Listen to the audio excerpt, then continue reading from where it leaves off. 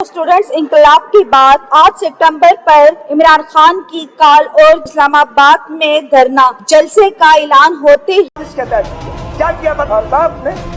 क्या गुनाह था इमरान खान का कि वो जदीद पाकिस्तान बना रहा था?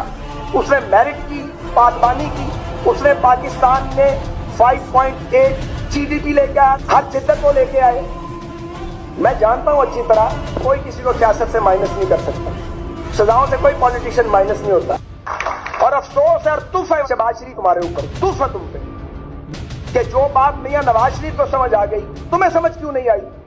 चलो तुमने एक बार वारदात कर ली, एक बार तो सबों ने वारदात की, तुम फिर वारदात करना चाहते हो? कितने इमैच्योर आदमी हो तुम, कितने सतही शख्स हो तुम, कितना अफसोस है। क्या मैं आपको समझता था और क्या आप निकले हैं? कितना ताल्लुक था आपके साथ? क्या किया आपने?